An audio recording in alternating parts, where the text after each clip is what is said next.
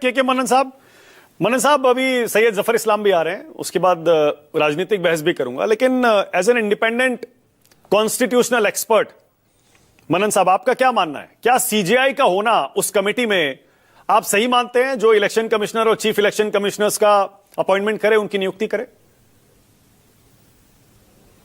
मैं नहीं मानता कि भी उनका होना बहुत जरूरी है, लेकिन बाकी बातों से मैं आशुतोष जी से सहमत हूं।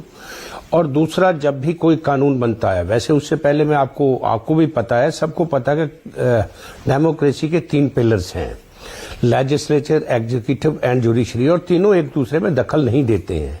जब भी कोई कानून बनता है, अगर वो कानून संसद में पारित हो गया है और उसके बाद राष्ट्रपति जी ने भी अगर उस पर मुहर लगा दी है और उसके बाद अगर वो कानून ठीक नहीं मानते तो उसकी पिटीशन सुप्रीम कोर्ट में जाती है, जैसे कि आई थिंक इसके भी सुप्रीम कोर्ट में पिटीशन पेंडिंग है।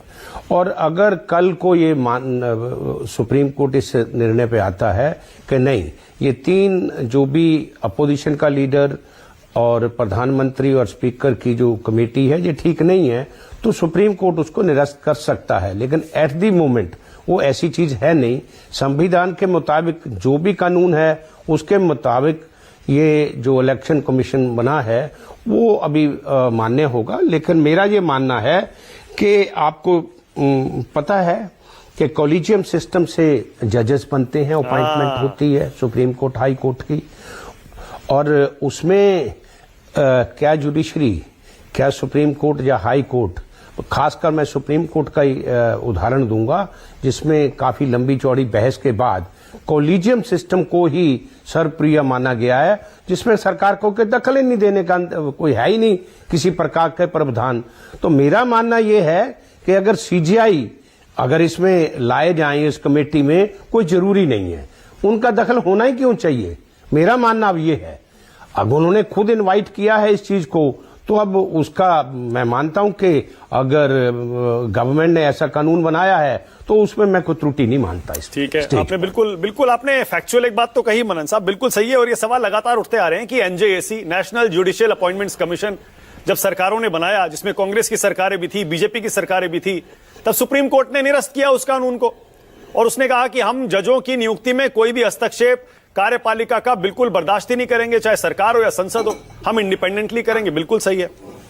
लेकिन मनन साहब, अगर सुप्रीम कोर्ट मान लीजिए इस कमेटी में दोबारा सीजीआई को शामिल करने का ऑर्डर दे भी देता है, सरकार तो एक बार कानून पहले ही बदल चुकी है ना, उसके पास बहुमत है।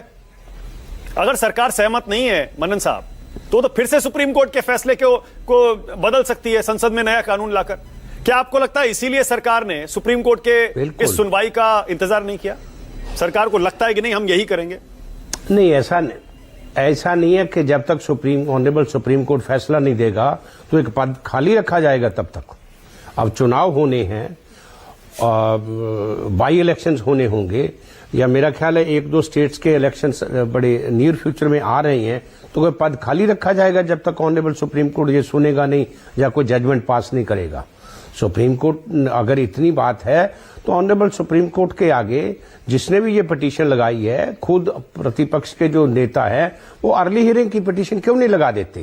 पहले लगा देनी चाहिए थी। ये हुई एंड क्राई कब हुई है? ये मेरे ख्याल 2-4 दिन पहले ही हुई है।